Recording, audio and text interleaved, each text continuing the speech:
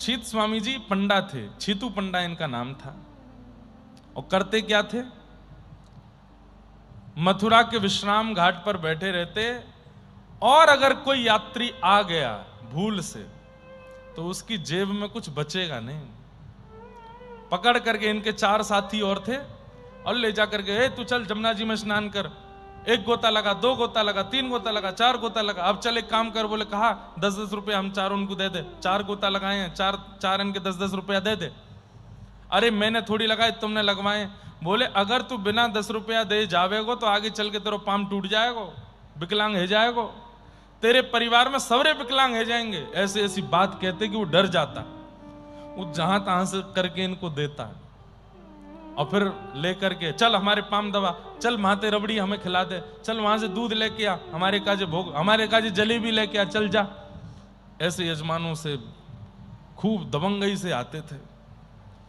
और फिर बस एक बार कोई यजमान मिल गया बढ़िया, उसने दक्षिणा दे दी, और उसके बाद कुछ नहीं, जमुना जी पे बैठना, जलेबी खाना, भांग घोटना, और बढ़िया भांग खा करके मस्त निंदा स्तुति में लगे रहना।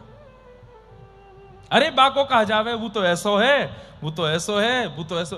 गोस्वामी तुलसीदास जी एक बात कहते हैं, एक मेरी बात बहुत ध्यान से सुनिए सब लोग।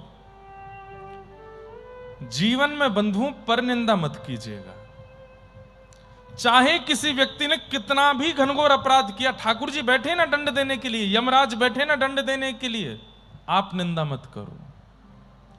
गोस्वामी तुलसीदास जी महाराज का वो पद, वो चौपाई या छंद जो भी है मुझे याद नहीं है, उसमें वो कहते हैं, पर निंदा जो करता है वो अगले जन्म में चमगादड़ बनता है। शाम को जब आप लोग जाओगे कथा के 6-7 बजे गोदावरी के तट पे हजारों चमगादड़ जाती हैं रोज। ये मैं महाराज जी मास कथा में भी देखता था, सप्ताह में भी, और अब भी देखा, यहाँ पे रोज चमगादड़ ऐसे जाती। अब पता नहीं है मुझे साइंटिफिकली, पता नहीं ये बात सत्य है कि नहीं, पर चमगादड़ों का एक स्वरूप है कि उनके पूरे शरीर में एक ही छिद्र होता है। मतलब समझ में आई बात?